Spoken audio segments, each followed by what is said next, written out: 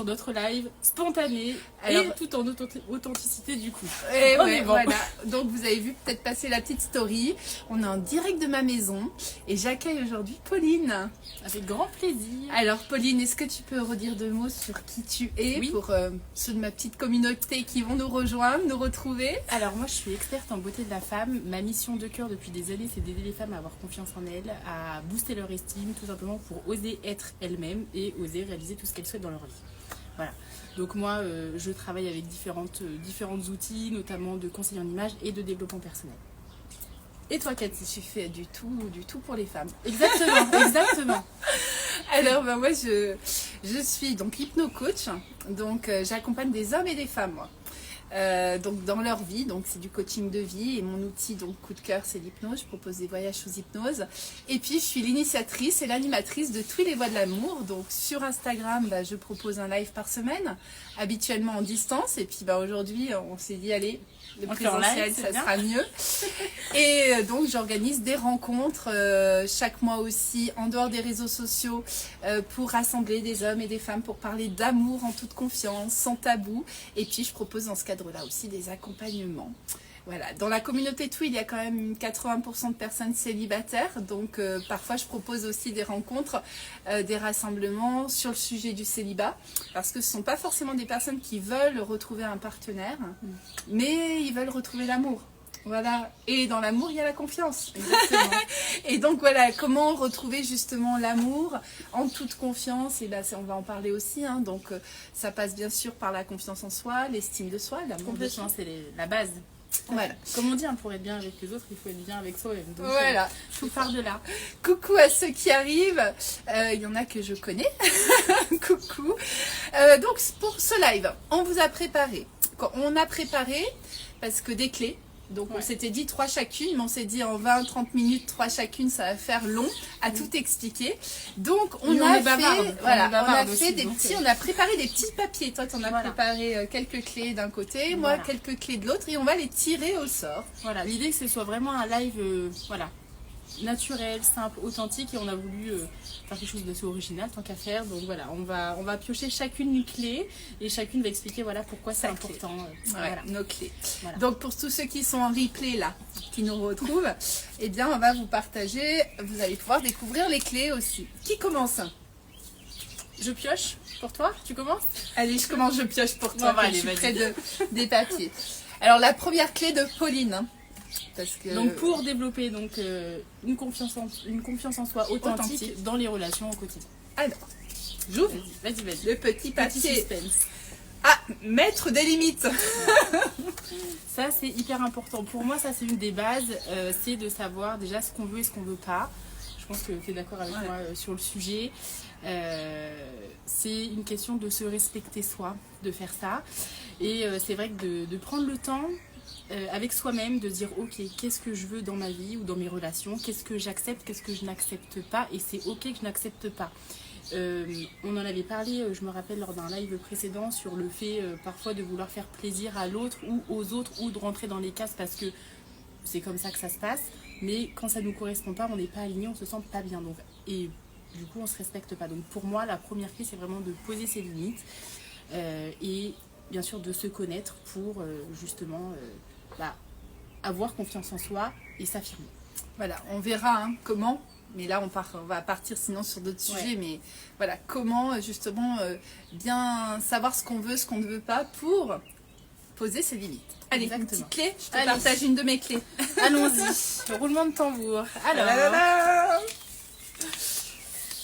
Alors, ouverture. Ouverture, attends, j'ai mis mes petites notes. Vas-y. Ouverture. Alors toi, tu es dans les limites, moi je suis dans l'ouverture. Mais comme quoi, c'est complémentaire, donc c'est important. Et oui, parce que pour gagner en confiance, si on attend d'avoir confiance en soi pour s'ouvrir, on va pouvoir attendre longtemps. Par contre, c'est veiller aux endroits où on va s'ouvrir. Pour moi, quand je dis ouverture, c'est d'aller à notre rencontre, mais en rencontrant d'autres personnes, en rencontrant de nouvelles situations qui vont faire qu'on va mettre en lumière certaines parts de nous qui sont pas mises en lumière là dans notre monde d'aujourd'hui, qui sont pas du coup renvoyées aussi par le regard de ceux qui nous entourent. Et ça va être nos forces. justement pour oser, pour tenter des nouvelles choses, parce que voilà, si on veut des transformations, eh bien ça passe pour moi par des transformations intérieures, mais en prenant concrètement aussi parfois la route pour aller se rencontrer au travers du monde, au travers des autres. Et se laisser la chance justement d'être ouvert et d'expérimenter aussi des nouvelles choses. Ouais. Qu'on ne connaît pas forcément, parce que des fois c'est ça, quand on peut avoir peu confiance en soi, c'est qu'on reste dans sa zone de confort. Et on a du mal à voir d'autres changements, sauf que quand on le fait, tout ce qui est nouveau, tout ce qu'on veut changer, ça se situe en dehors de cette zone-là. Et des fois, effectivement, ça peut faire peur, mais c'est que quand on est en posture d'ouverture comme ça, qu'on peut y arriver. Ouais, c'est au bout d'un moment, c'est passer à l'action. Voilà, parce que si on reste dans les livres et dans les concepts de comment gagner confiance, là, c'est s'accepter, c'est s'aimer, on va en parler tout ça. Ouais. Mais ça passe aussi par le deuxième oui de Twi. Twi, il y a un premier oui qui est plutôt vers soi, mais le deuxième, c'est quand même aussi un oui vers le monde, vers l'autre. Voilà, allez, une autre clé. Allons-y. Tac. Alors, s'accepter tel qu'on en est, là, justement. Sacré sujet. Un sacré sujet. Et ça, c'est une des bases aussi. Et ça, moi, je travaille énormément avec les femmes que j'accompagne, vraiment d'avoir ce travail de s'accepter tel que l'on est et pas de vouloir ressembler à, parce que ça fait bien d'être comme ça ou parce que les autres sont comme ça. C'est uniquement de s'accepter tel que l'on est. Alors, avec nos qualités, nos défauts, nos pardons, nos parts de lumière, peu importe. On est un tout. Tout n'est pas parfait et c'est très bien comme ça, c'est ce que je dis, l'imperfection c'est l'authenticité et c'est ce qui fait de nous un être humain, donc il ne faut vraiment pas s'excuser d'être comme on est justement et c'est vraiment d'aller chercher qu'est-ce qui nous rend aussi unique parce qu'on peut avoir tendance à se comparer aussi, surtout quand on est beaucoup sur les réseaux sociaux ou en société ou en groupe, on peut vite avoir tendance à se comparer à d'autres personnes alors que non, on est unique. Et le fait de s'accepter tel que l'on est, c'est pour moi le fait de pouvoir se rendre compte de la valeur que l'on a et voilà, d'oser la montrer et de la mettre en valeur. Donc moi en outil, je ne sais pas si on peut en parler maintenant. Bien sûr. Par exemple, on utilise tout ce qui est colorimétrie, donc c'est le fait de s'accepter, de se mettre en valeur naturellement, par exemple avec la couleur, avoir des couleurs qui nous ressemblent en fonction de l'énergie que l'on a, en fonction de notre personnalité, ça c'est hyper important, même en fonction du style vestimentaire. Des fois on va vouloir, on aime un certain style, mais vu que personne n'est comme nous, et ben on va pas forcément oser le faire, ou on a peur d'être maladroit donc on le fait pas, alors que non en fait, quand moi j'ai toute cette découverte du style, du goût, qu'est-ce que j'aime pas, et en fait simplement d'assumer qui on est pour apprendre à s'accepter. Ouais. Et quand on est aligné de toute façon quand on s'est rencontré réellement, de toute façon on est beaucoup plus à l'aise. Ah oui. Et puis on est... Et du coup les autres qui auraient pu se moquer ou être un petit peu dans les petites moqueries le font plus en fait quand c'est assumé, tu vois. Ça donne tellement une prestance, une posture, même rien que le fait de se tenir droit, de lever la tête, tout de suite ça donne une posture différente. C'est ce que je travaille aussi avec mes clientes, c'est le fait de se tenir, tout de suite on a déjà une ouverture, voilà, la poitrine les filles, voilà, l'ouverture de la poitrine c'est du cœur. En plus d'être, ça peut être un atout, c'est le fait aussi de se tenir droit, d'être fier de soi, de s'accepter tel que l'on est et d'assumer qui on est vraiment, tant en termes d'apparence qu'en termes de personnes, on va dire au niveau énergie, intérieure, etc. Ouais, chouette. Allez, à toi. Continue. Ouais, allez. Alors Cathy. Deuxième clé. Libération. Des tabous, ouais. Des tabous, et oui, pour gagner en confiance en soi. Parce que finalement, alors ça, moi j'ai pu l'expérimenter dans ma vie personnelle, mais aussi professionnelle, où je reçois de nombreux clientes. Et finalement, je me suis dit, on a tous nos tracas. Dont on a honte. Donc à ce moment-là, quand on se pense seul. Et on se pense seul. À les avoir. Voilà, donc on est anormal, voilà. On est pathétique parfois. Et finalement, alors quand on commence à... Alors, on commence pas, au début on dit, bah mince, du coup ce tracas, on le garde un petit peu à l'intérieur de soi, parce que même à en parler à un ami, une amie, on n'a pas forcément envie, parce qu'on a honte, justement. Peut-être la peur du jugement. Du peur du jugement, ouais, c'est ça. Voilà, donc ça rejoint la blessure d'humiliation, etc.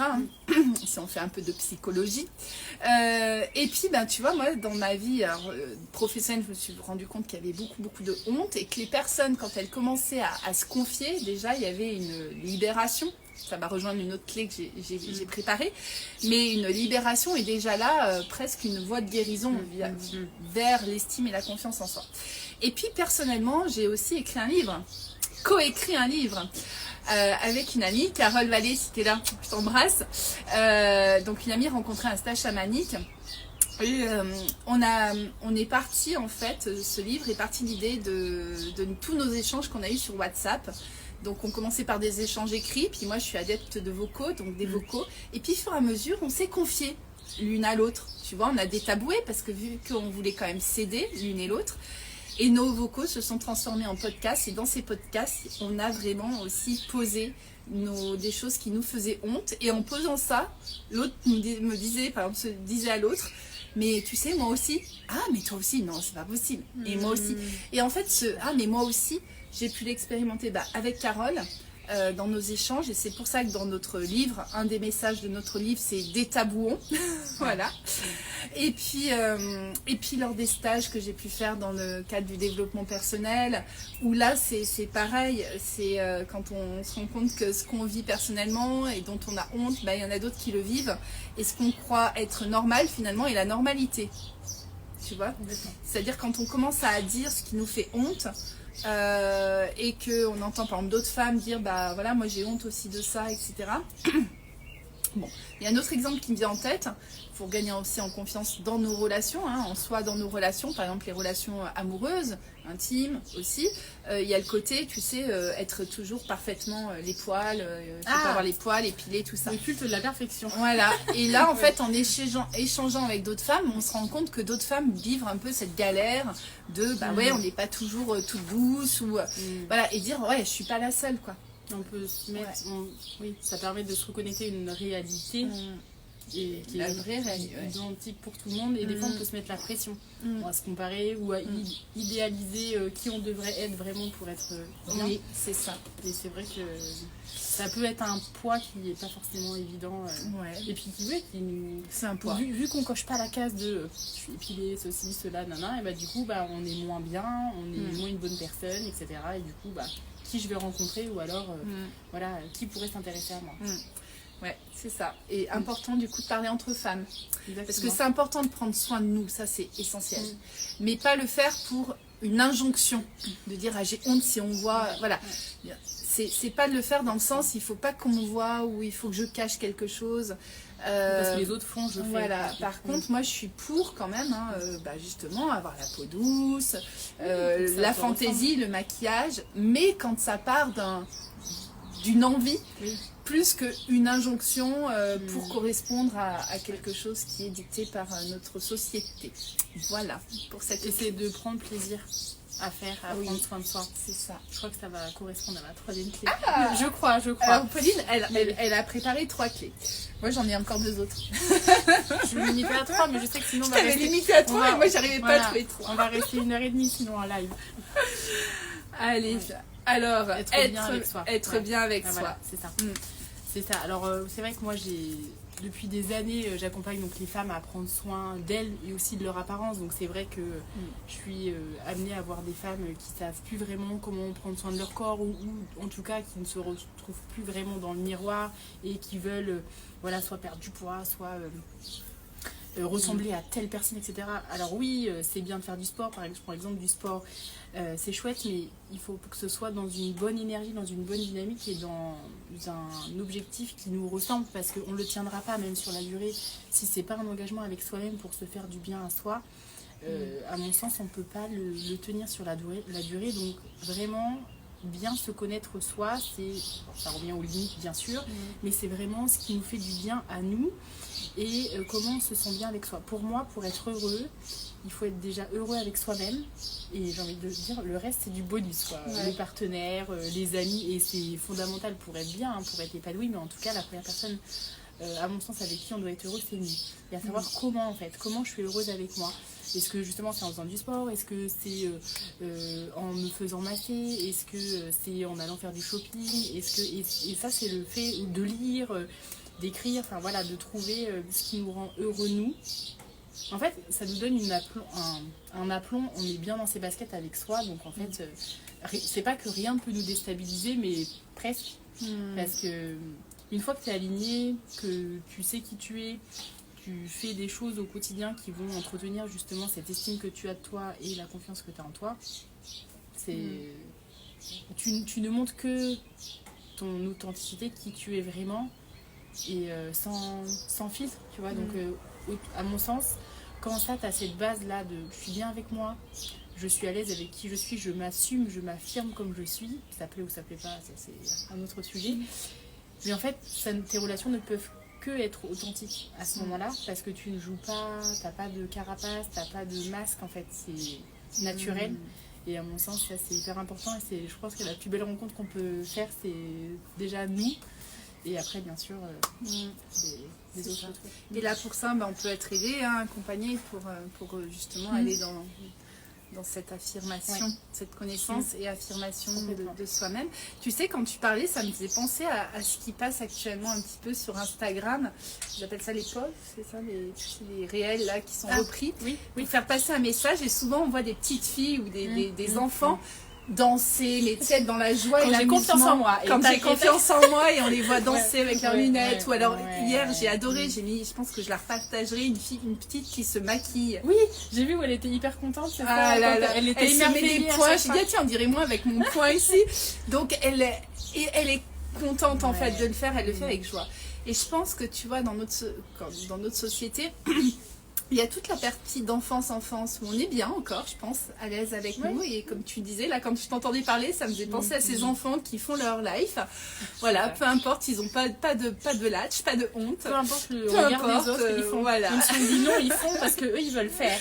Donc, que ce soit le petit garçon qui se la joue, et voilà, l'homme fort. Puissant et puis la petite fille pareil, et je trouve ça magnifiquement beau. Et puis par contre après au fur et à mesure de l'âge, donc en primaire ça va encore, et puis arrivé le collège, aïe aïe aïe, et je pense qu'on on ramasse, moi quand je te parlais tout à l'heure des complexes, alors les poils par exemple, moi qui étais poilue, c'était un complexe mais horrible, je disais mais il faut pas qu'on voie mes bras, caché, voilà, parce qu'il y avait on entendait les hommes se moquer avec des blagues sur sur les poils, et du coup dire mais s'ils voient mes poils à moi, donc on rigole de leurs blagues, mais en disant oulala, il faut que je cache les miens, voilà. Donc en fait, et puis le collège, là je donne un exemple comme ça qu'on vient citer, mais ça va des fois bien au-delà de ça, et je trouve que c'est la période vraiment où tu très cherches compliquée. déjà, tu cherches ton identité, les hormones font que aussi, mais on a du mal à savoir qui on est, et si on n'est pas guidé, ou en tout cas dans un environnement qui nous aide à vraiment nous trouver nous, et pas juste calquer les autres, et justement adulte on peut se sentir désaligné aussi. Je pense que la confiance bascule, notre confiance en soi dégringole pour beaucoup là. Par contre après c'est une force qui peut aussi se créer à partir de là aussi, parce qu'il y a beaucoup de personnes qui étaient un petit peu rejetées dans leur scolarité, qui étaient pas, et puis qui réalisent de grandes choses dans ce monde, et quand ils parlent de leur parcours, souvent cette période d'adolescence a été compliquée pour eux. Moi je veux bien te raconter moi de mon côté, parce que c'est exactement ça. Moi j'étais la petite fille hyper timide qui rougissait devant deux personnes, et j'étais hyper mal dans mon corps, j'étais en jean, basket, alors je dis un peu non identifiée parce que voilà, j'avais les cheveux attachés, il y avait pas, j'étais neutre en fait, il y avait rien, il n'y avait pas de personnalité, mais moi j'étais pas hyper à l'aise.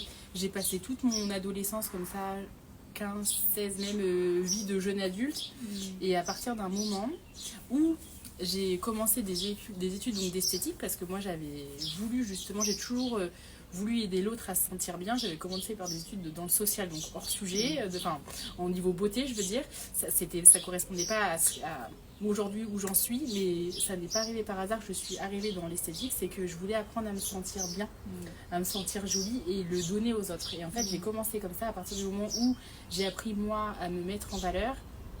Là, je me suis dit, ok, je vais pouvoir aider les autres à faire. Donc, j'ai continué mes études d'esthétique et au fur et à mesure, le fait de prendre soin de moi. Et après, j'ai fait une formation de conseillère en image, donc c'est pareil, j'ai appris la posture, voilà, comment sublimer avec les vêtements, etc. Ça m'a donné confiance en moi et je me suis toujours lancé des petits défis dans le sens où je me dis rien n'est trop beau pour moi, où je veux devenir cette personne-là parce que je sais au fond de moi que je suis comme ça. Aujourd'hui, je suis là parce que j'ai besoin d'encore gagner confiance en moi.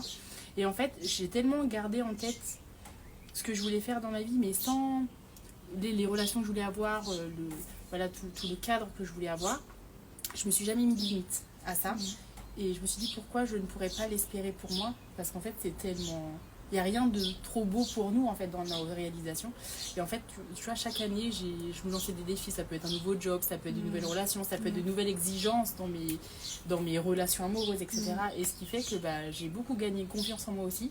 Parce que c'est comme si je montais d'une marche à chaque fois. Et ce qui m'a permis d'avoir des réussites où on ne m'attendait pas. Alors que moi, quand je recroise des personnes qui m'ont croisé il y a 20 ans, 15-20 ans, on me dit ok Pauline, il s'est passé quoi? Et en fait c'est que je me suis autorisée à vouloir le meilleur pour moi et du coup bien sûr à me faire accompagner, à travailler sur moi et du coup c'est ce qui fait aussi que aujourd'hui c'est ma mission moi d'aider les femmes voilà, à sortir de leur cocon parce que on peut tous, il n'y a rien de trop beau pour nous et c'est chouette. C'est chouette. Merci pour ton partage parce que là je pense que tu donnes 1000 clés dans ce témoignage en fait. C'est ça, on a besoin de témoignages des uns des autres en fait. T'es en train de montrer que oui, c'est possible. Et tu vois, ça fait pas partie des clés que j'ai notées, mais peut-être que ça aurait été une quatrième du coup, pour moi. Quatrième, mais le côté, si on n'y croit pas, le côté oui, c'est possible. Et sortons de ce cadre ou de cette peau qu'on nous... dans laquelle on s'est mis et les autres nous maintiennent généralement si on reste dans cette complètement dans ce cadre-là. Ah bah oui, complètement. D'ailleurs oui, il y a une petite clé, tu vas peut-être la tirer en lien avec ça. Allez. Parce que t'as troisième clé? Troisième, mais voilà, on va s'arrêter à 3, les deux autres je vous les dirai, mais on fera notre live. Voilà, on fera notre live. Ancrage. Ouais, ancrage, allez, c'est un petit peu complémentaire à tout ce qu'on vient de dire. Pour oser nos transformations, pour moi, c'est important aussi d'avoir cette force à l'intérieur de nous. C'est-à-dire pas qu'avoir le retour de l'extérieur et d'avoir des validations. C'est important d'aller la sentir, cette confiance en nous. Quand je dis la sentir, c'est pas la mentaliser, c'est de la sentir. Pour moi, on la sent, comme tu l'as dit, quand on passe à l'action et qu'on voit des résultats. On l'observe, on la constate plus. Mais on la sent, pour moi, c'est dans les temps où on va fermer les yeux. On va fermer les yeux pour mieux voir, pour mieux ressentir, pour mieux entendre aussi des messages, pour se connecter à soi. Mais alors, tu vois, au niveau des énergies, c'est vraiment les énergies au niveau du bassin. Et c'est presque cet ancrage à la terre, à notre terre-mère, à notre sécurité. Et donc, moi, ce que je vous conseille très concrètement dans votre quotidien, je dis bien dans votre quotidien, c'est instaurer des temps méditatifs. Peu importe sous quelle forme, peu importe la durée selon vos agendas et votre organisation, mais ça peut être le matin, ça peut être le soir, mais des temps où vous allez être en silence. Moi, j'en ai eu peur pendant des années du silence. Aujourd'hui, j'en ai un besoin vital. Plus qu'une envie, vraiment un besoin, c'est essentiel pour moi. Donc, vraiment, ces temps où vous allez rentrer en silence, alors en méditation, et ce qui peut aider, c'est faire des méditations guidées, ou alors l'hypnose. Moi, c'est, voilà, comme je disais tout à l'heure, c'est l'outil que je pratique, voilà, que je transmets. Et je transmets aussi aux personnes qui viennent me voir des audios d'auto-hypnose, comme ça, ils peuvent l'avoir en format MP3. Et ça, c'est vraiment pour moi essentiel, de s'octroyer des temps, voilà, donc soit méditatif ou auto-hypnose, ça peut être, ça se ressemble. Et puis sinon, ça peut être aussi sous forme de balade en pleine nature, en silence. D'être dans sa bulle en fait. Dans sa bulle, mais pas être en train de faire, pas être en train de lire, pas être en train de, comme tu disais tout à l'heure, c'est important de s'octroyer aussi des instants de plaisir. Et ça, on l'a dit, c'est une des clés, mais une autre clé, c'est des instants de retour à soi. Et puis le mot peut-être à retenir, c'est vraiment de silence pour retrouver cet ancrage qui est à l'intérieur de nous. Voilà, eh bien écoute, il est quelle heure? Ouais, on a déjà On est dans le timing. On est dans le timing. Je te donne les 2 clés dont on parlera. Voilà, pour avoir le détail, il faudra revenir sur le prochain live. Le prochain live, on pourra en reparler. Il y a le non-jugement. Donc voilà. Et les croyances. Et les croyances, changeant les croyances, mais ça rejoint, en fait, tu l'as partagé avec le tout possible. Oui. Quelque part, ton témoignage illustre vraiment bien ces croyances. Et dans les outils concrets, ça peut passer par des affirmations. Je ne sais pas si tu as utilisé, toi, les affirmations positives. Oui. Alors, dans certains niveaux, surtout niveau entreprise, développement de mon activité, où je m'étais fixé des gros objectifs, enfin, des objectifs réalisables, mais en tout cas, aujourd'hui, je ne voyais pas un gap assez haut. Et en fait, je me suis conditionnée, alors pas dans la force, hein, vraiment, avec des choses qui me soutenaient moi, des affirmations qui me soutenaient moi, peu importe si les autres ne comprenaient pas, ça n'aurait pas forcément parlé aux autres, mais en tout cas, moi, ça me parlait. Et en fait, c'est comme ça a été mon soutien pendant, voilà, ça a duré, c'était pendant 2-3 mois, j'ai fait ça vraiment tous les jours, affirmations, visualisation, etc. Et ça m'a vraiment porté. Bien sûr, j'atteins mon objectif. Mais parce qu'il y avait des actions avec, hein. Il n'y avait pas juste l'affirmation dans le miroir, je suis ceci, ou je réussis cela. C'est vraiment, ok, je me mets dans ma bulle, je me conditionne, je suis dans la meilleure énergie, ok, je veux aller là, j'y vais et je passe à l'action. Dans cette dynamique de j'ai déjà réussi. D'accord. Et du coup, moi, c'est comme ça que ça a marché pour moi. En effet, je te rejoins totalement. Ça reste pas que dans le ici. Ah non, il faut que ça avance. Et les affirmations, il faut vraiment qu'elles viennent de notre corps, de notre cœur, qu'elles soient dictées par notre âme, parce que si on veut des résultats qui sont pas profondément alignés avec ce que notre âme nous dicte, nous partage, comment on pourrait dire ça, nous souffle, voilà, c'est ce que je cherchais. Eh bien, on a beau faire toutes les affirmations du monde. Il faut que ce soit connecté aux émotions. Aux émotions, voilà. Et c'est pour ça que toutes les clés qu'on vient de dire, elles ne sont pas à prendre de manière isolée. C'est-à-dire pour gagner en confiance en soi, c'est vraiment un ensemble. Par exemple, l'ancrage et le temps méditation va permettre de vraiment sentir ce qu'on veut, poser nos objectifs et du coup derrière nos affirmations et d'aller vers ces réalisations-là. Bien, c'est top. Alors, on a eu des petits messages super gentils. Merci Manu, j'ai vu passer ton petit message. Il a dû nous quitter, mais il a adoré ce petit live. Et puis, j'ai une pensée pour tous ceux qui nous suivent en replay, parce qu'on en parlait avant de se mettre, j'allais dire, à l'antenne. C'est un peu ça, hein. Mais ouais, on a gagné en confiance quand même. Et c'est vrai que tous les retours de ceux qui suivent donc en live et en replay, mais font tellement du bien, dire c'est chouette de se connecter à vos énergies. Et je pense que on peut aussi entreprendre des transformations, être à l'aise dans nos relations quand on est aussi ensemble et quand on se sent soutenu. Donc je pense que c'est ce qu'on propose aussi dans ces espaces d'échange. Et oser être vulnérable aussi. Parce que ça, des fois, on est trop en mode warrior et j'ai pas le droit à l'erreur. En soi, il n'y a pas d'erreur, il y a juste des apprentissages selon moi. Et même si on va pas dans la direction finalement qu'on souhaite, ok, on redresse, on se redirige et ça va, mais il faut pas avoir peur. Voilà, de pas réussir forcément tout ce qu'on veut tout de suite, ou en tout cas, voilà, de peut-être changer même d'avis à certains moments. C'est ok. C'est sûr. Parce que la vulnérabilité, en tout cas, moi je parle pour le public féminin, mais ça marche aussi pour les hommes, mais ça c'est hyper compliqué. Même le fait de s'autoriser à pleurer quand il y a besoin. Bon, après, voilà, on pourrait faire un autre live sur le sujet, mais c'est important juste d'être soi, de tiens, on lance un sujet, la vulnérabilité. Et très bien. Parce que j'ai des choses à dire aussi là-dessus. Voilà, parce que la vulnérabilité, on ne peut pas être vulnérable dans n'importe où. Et c'est important, ça je voudrais vraiment vous le dire, si vous souhaitez vraiment entreprendre du changement, gagner en confiance, ça va être important de bien être entouré.